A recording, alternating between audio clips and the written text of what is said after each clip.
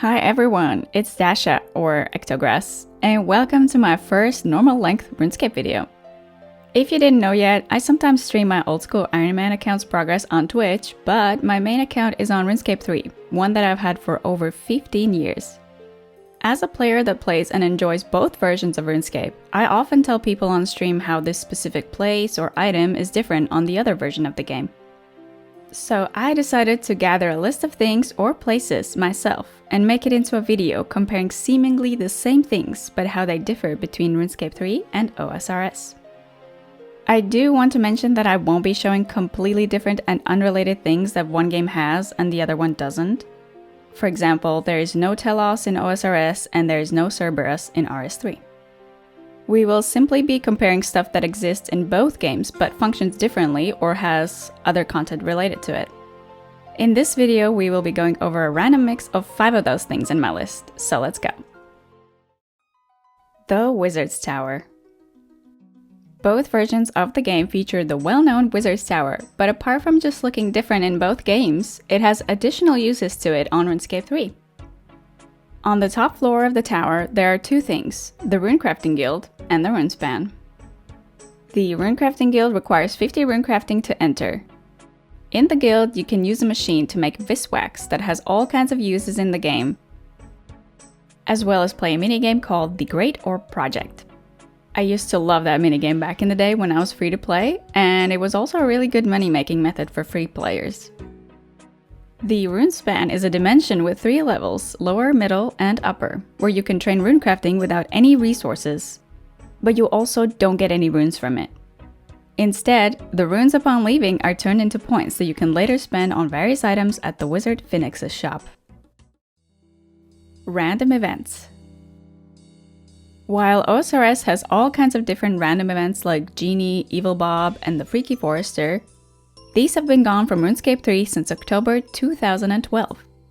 If you play RuneScape 3 and don't know what random events are, then simply put, they are a system designed to prevent players from botting.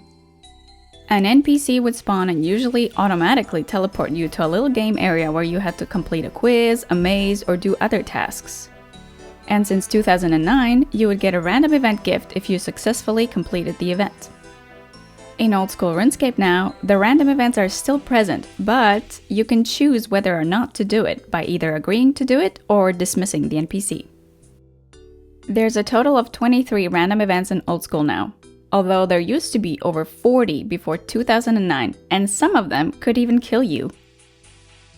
A number of current random events can reward you with outfits like the Mime outfit, Camo, Prince and Princess, and others. And in RuneScape 3, a part of random events still exists, and that is these outfits. These, though, can simply be bought in Thessalia's house from Iffy's random costume shop in Varrock. The Air Altar. This is probably my favorite one from today's video, as I've told people about this on my stream several times, and every time somebody is surprised. The Air Altar has actually been located in a different spot on the map in RuneScape 3 as of September 17, 2009. In Oldschool, the Air Altar is just south of Falador. That is actually where I made my first mill in the game running Essence for others. I felt so rich at the time. But in RuneScape 3, the Air Altar is just outside of Varrock, on the west side, south of the Cook's Guild. What's south of Falador then, you may ask? Well, in 2011, the clan camp was introduced and placed right where the Air Altar used to be. It's a place for creating clans, recruiting people, playing raided clan wars, and entering the clan citadel. So the Air Altar was moved to West Varrock. 2 years later, the Armadillo Tower was placed there too as part of World Event 2, The Bird and the Beast. In the event, players could align with either Armadillo or Bandos and collect renown for their side, as well as compete for a place on the World Event 2 high scores. I actually placed 5th on these high scores, and it's probably the highest rank I'll ever have on any high scores, honestly. Clue Scrolls. There are 5 tiers of Clue Scrolls in RuneScape 3, but in Oldschool, there are 6. The additional being beginner clues, which aren't present in RS3. There was a big clue scroll rework in RS3 that made caskets and clue scrolls stackable when they are in their sealed form, just like the ones in Leagues 3 on Oldschool. The rework also added a reward point system and shop, and they also added the possibility of getting clue scrolls while skilling. On Oldschool, you can also receive clue scrolls from skilling. Clue bottles while fishing, clue nests while woodcutting, and clue geodes while mining.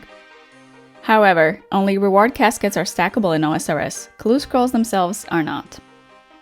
You can own 4 of the same tier clue scrolls though, but only if they each are in a different form, so 1 clue bottle, 1 clue nest, etc. Castle Wars. In 2004, the Castle Wars minigame was released. The activity is located west of Yanil and still exists in both games at the same location. In 2009, it was voted as the most popular PvP minigame in a poll by Jagex. What's different about it then? Well, the main thing that sets Castle Wars apart in the two games is that in 2017, on Oldschool, the minigame was made accessible to free-to-play users. There are also different ticket rewarding systems and ticket types. In RuneScape 3, there are silver and gold tickets, but in Oldschool, there's simply one ticket type. The reward shop is similar, but both games feature items that aren't available in the other game.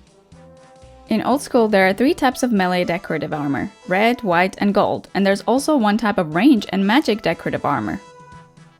In RuneScape 3, there are 4 types of melee decorative armor: basic, detailed, intricate, and profound. You can also complete some achievements and buy the Castle Wars achievement capes, which look pretty nice. Other items in the shop include the Faithful Shield and consumables for the gameplay itself. Well, those were the 5 things on my list for today. Let me know in the comments which version of the game you play and whether you knew about any of these differences or if some of them surprised you.